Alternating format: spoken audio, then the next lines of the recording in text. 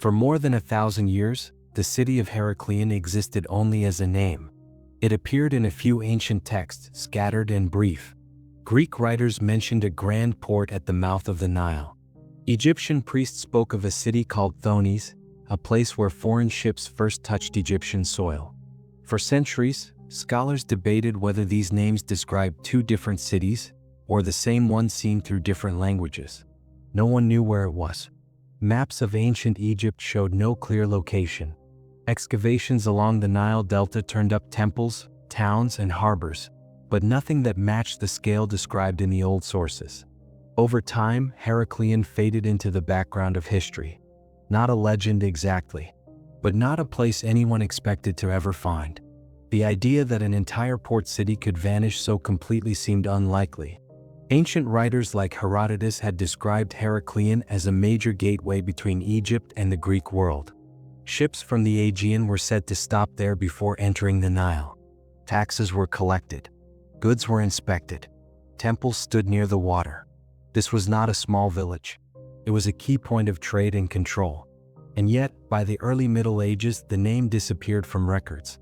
By the 19th century, most historians assumed the city had been destroyed on land and buried beneath silt from the Nile. Others thought it might never have existed at all, a confusion created by overlapping place names. Without physical evidence, the question remained open. The turning point came in the late 20th century, with the rise of systematic underwater archaeology in the Mediterranean.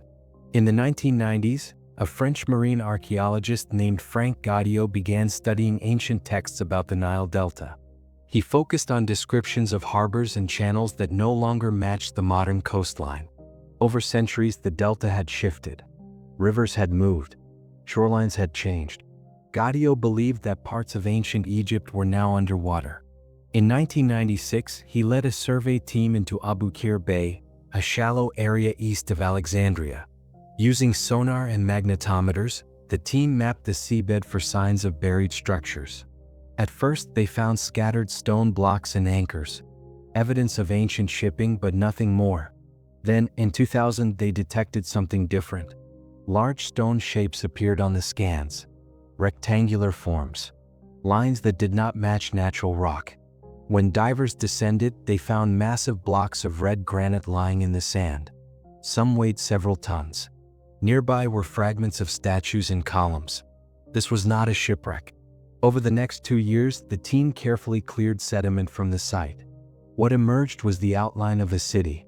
Streets, quays, temple foundations, dozens of ship remains, hundreds of objects sealed beneath layers of mud. In 2001, Gaudio announced the discovery of Thonis, Heracleon. The two names, long debated, turned out to describe the same place. Thonis was the Egyptian name. Heracleon was the Greek one. The city lay about 6 kilometers off the modern coast, submerged under roughly 10 meters of water. For the first time, a major lost port of ancient Egypt had been found. What made the discovery so important was not just the scale, but the state of preservation. Thick Nile silt had covered the ruins, protecting them from waves and looters. Temples still stood in collapsed sections. Stone docks lay where ships once moored. Statues rested where they had fallen. Among the first major finds was a colossal statue of a pharaoh, more than 5 meters tall, carved from red granite. Nearby were statues of the god Hapi, symbol of the Nile flood, and inscriptions naming the city as Thonis. These were not random remains. They matched the written sources. Inscriptions showed that Heracleon had been an official port of entry. Foreign merchants were required to stop there. Taxes were collected before ships could travel upriver to cities like Memphis or Thebes. The city was both a trade hub and a religious center. One of its main temples was dedicated to Ammonius-Gerib, a local form of the chief Egyptian god. Greek and Egyptian religious practices existed side by side. This blending of cultures matched what historians knew about the late period of Egyptian history. The finds confirmed that Heracleon was real, but they raised a deeper question. How does a city of this size disappear so completely that even its location is lost? The answer did not come from a single disaster, but from a slow and complex process. Geological studies of the site showed that Heraclean was built on unstable ground. The Nile Delta is made of soft, waterlogged sediment. Over time, heavy stone buildings caused the soil to compact and sink. This process, known as subsidence, had already affected many delta cities. But subsidence alone could not explain the scale of the collapse. Core samples taken from beneath the ruins showed layers of disturbed sediment, evidence of repeated earthquakes. Ancient texts mention strong tremors in the region during the first millennium BCE. When earthquakes strike water-saturated soil, a process called liquefaction can occur.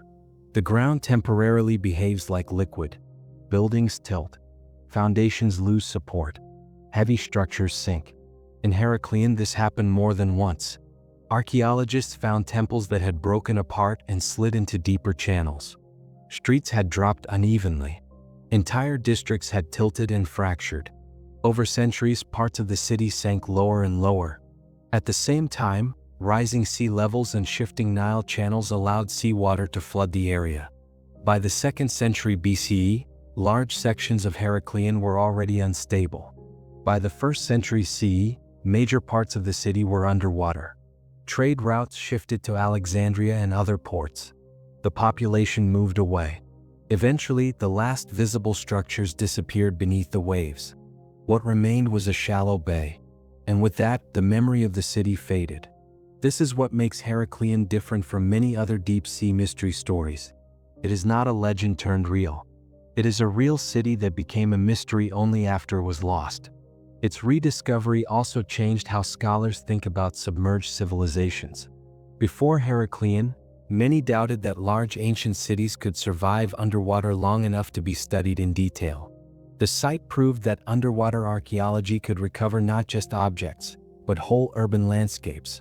It showed that lost underwater cities were not only myths or rare accidents. In river deltas and low coasts, they might be more common than once believed. By 2005, more than 700 artifacts had been recovered from the site. Gold coins, stone stele, ritual vessels, ship parts. Each item added a small piece to the story of daily life in a port that had connected Egypt to the wider Mediterranean world. Yet even with all this evidence, one mystery remained. How could such a major hub vanish so completely from written history? Greek and Roman writers after the 1st century CE almost never mention Heraclean again. Later Egyptian records are silent. No medieval map shows its ruins. It is as if the city slipped out of memory almost at the same pace it slipped into the sea. Understanding that disappearance requires looking not at geology, but at how history itself is recorded. That story begins with the decline of the old Nile ports, and the rise of a new city to the west. As Heraclean began to sink, another city was rising. To the west, on a narrow strip of land between the Mediterranean and Lake Mareotis, Alexander the Great had founded Alexandria in 331 BCE. Within a few generations, it became the main gateway between Egypt and the Greek world. Its harbors were deeper, its position more stable, and its political importance far greater. Trade follows power. By the 3rd century BCE, Alexandria had taken over many of the roles that once belonged to Heraclean. Customs offices moved. Foreign merchants preferred the newer port. Royal attention shifted away from the old Delta city. This change did not happen overnight. For a time, both ports operated side by side. But archaeology shows a steady decline in construction and repair at Heraclean during the Ptolemaic period. Fewer new buildings were added. Temples were maintained but not expanded. Some keys fell into disuse. The city was losing its reason to exist. At the same time, natural forces were working quietly beneath it. Sediment layers show that several major earthquakes struck the region between the 2nd century BCE and the 1st century CE. These were not always violent enough to destroy buildings at once, but they weakened foundations. In soft delta soil, even small shifts can have lasting effects. One study found that parts of the city subsided by several meters in stages. After each event, seawater flowed in. Canals widened into channels. Streets became shallow lagoons. People adapted at first. Wooden walkways were built. Some buildings were raised. But each repair made the ground heavier and more unstable. By the 1st century CE, Heracleion was no longer a full city. It was a shrinking cluster of districts connected by water. This slow decline explains something important. There was no single moment when Heracleion was destroyed. No great flood described in ancient texts. No final battle. No sudden collapse that later writers could record. Instead, the city faded in pieces over generations. As families moved away, records stopped being written. Tax lists ended. Temple donations ceased. When later historians looked back, there was little left to mention. The silence in the sources was not the result of forgetting. It was the result of a city that had already become irrelevant before it vanished. This is why the rediscovery of Heracleion was so surprising. Not because it existed, but because it had left so little trace in memory. Underwater archaeology filled that gap. By mapping the site in detail, Gaudio's team reconstructed the layout of the port. They identified more than 60 shipwrecks, ranging from small river boats to large seagoing vessels. Many were found still loaded with cargo, suggesting they had sunk at their moorings during sudden ground failures. Stone anchors marked ancient channels. Wooden pilings showed where docks once stood. One broad avenue ran from the harbor to the main temple complex, lined with fallen columns. Inscriptions revealed the names of officials who governed the port. They listed fees charged to Greek merchants. They recorded royal decrees regulating trade. These details turned Heracleion from a name into a living place. The finds also clarified its role in Egyptian religion. One of the central rituals at Heracleion involved the god Osiris. Each year, a sacred boat procession carried a statue of the god from the city's main temple to a shrine at Canopus. This ceremony symbolized death and rebirth, tied to the flooding of the Nile. Several ritual barges used in this festival were found preserved in the mud. This confirmed that Heracleion was not only a commercial hub, but a key religious center. It also explained why so many massive statues and stelae were found near the temples. These were not decorations for tourists. They were markers of royal and divine authority. Yet even with all this clarity, one question still troubles historians. Why did later Egyptian writers not preserve stronger memories of the city? Part of the answer lies in how history was transmitted. Much of what we know about ancient Egypt comes from temples and royal centers that remained on land. When Heracleion's temples collapsed and flooded, their archives were lost with them. Papyrus does not survive long underwater. Stone inscriptions sank out of sight. At the same time, political centers moved inland and westward. Alexandria dominated Egyptian history for nearly 1,000 years. Scribes wrote about the city that mattered. By the time medieval scholars copied the surviving texts, Heracleion was already a footnote. This pattern is not unique. Many lost underwater cities share the same fate. When a place loses power before it is destroyed, its memory fades faster than its ruins. Heracleion teaches a quiet lesson. History does not only disappear through violence, it disappears through neglect. Today, the site remains one of the most important examples of underwater archaeology in the world. Excavations continue, slow and careful. Only a small part of the city has been uncovered.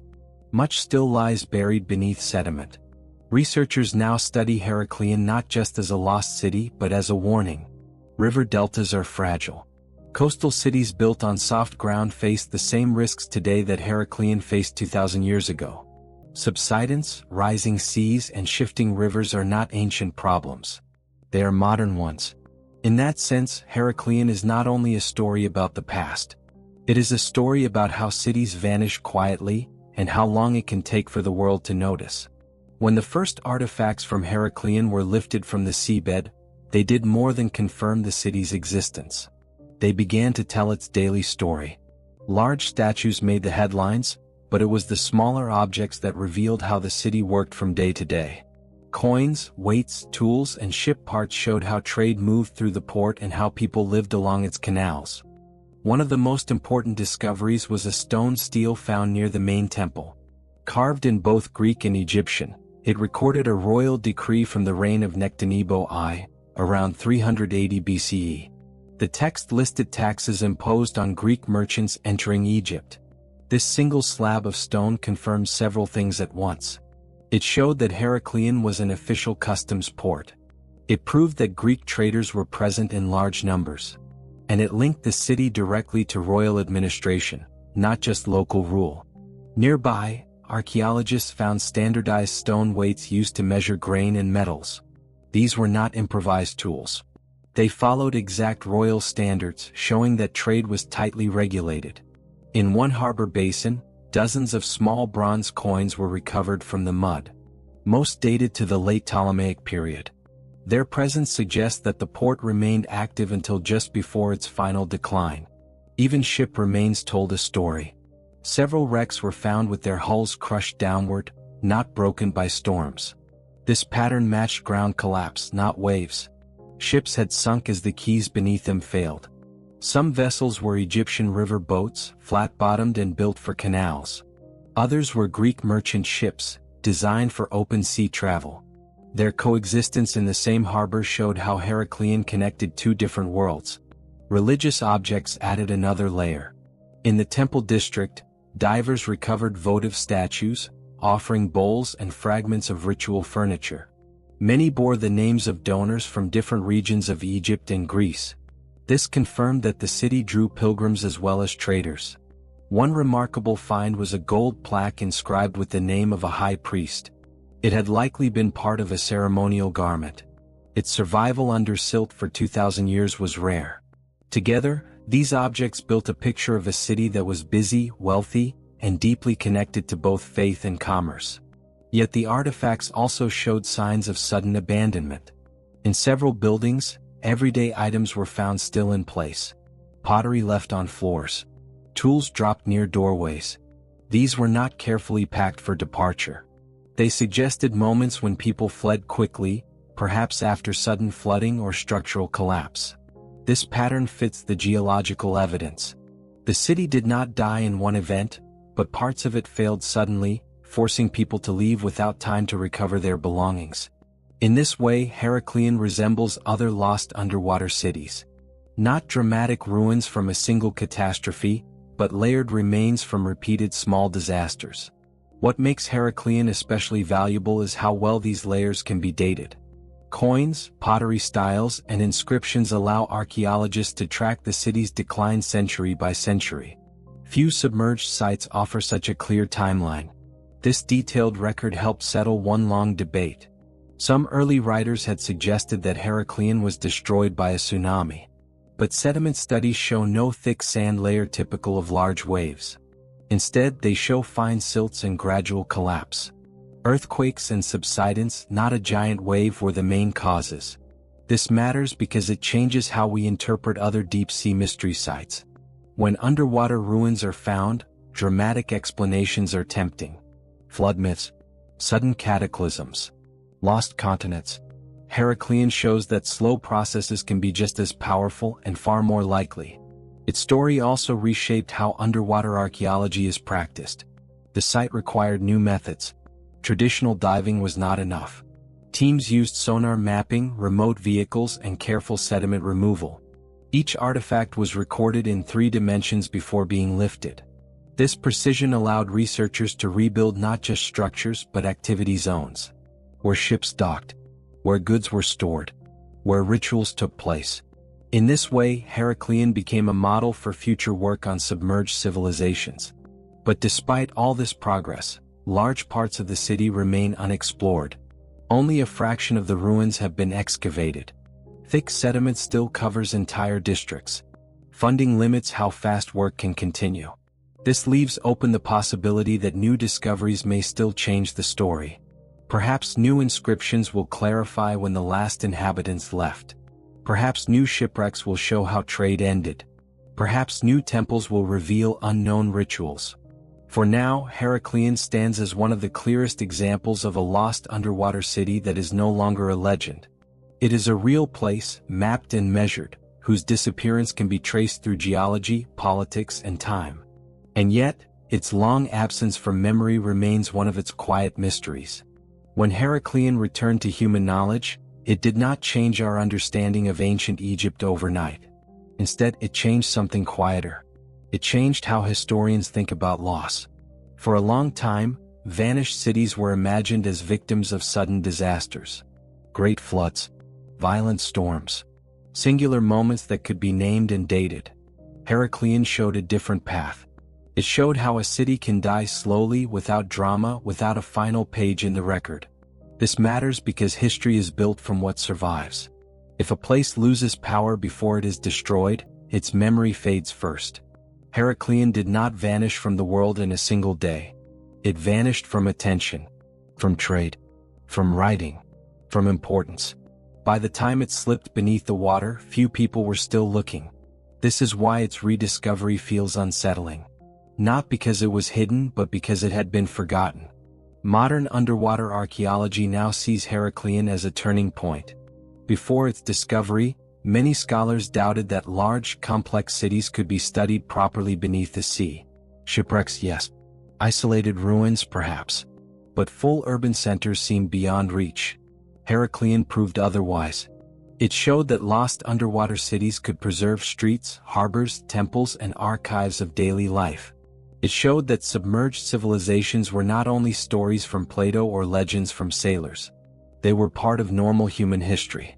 This realization has shaped how other sites are approached. In India, the submerged ruins near Dvarka are now studied with more caution and care. In Greece, ancient harbors are mapped with new tools. In the Black Sea, entire ancient coastlines are being surveyed. Heraclean opened the door. It also reshaped how we think about the Nile Delta. For centuries, Egypt's history was written as a land story. Temples, tombs, deserts, and rivers. The sea was seen as a boundary. Heraclean showed that Egypt's coast was once crowded with cities, ports, and canals that no longer exist on land. Geologists now estimate that several ancient delta cities may still lie underwater, buried beneath silt and shallow bays. Some may never be found. This leads to a difficult truth. Our picture of the past is incomplete by nature. What we know depends not only on what happened but on what survived long enough to be seen. Heraclean survived only because it sank gently into mud, not into open sea. Because it was not looted. Because it was not crushed by waves. Many other cities were not so lucky. This is why Heraclean matters beyond its own story.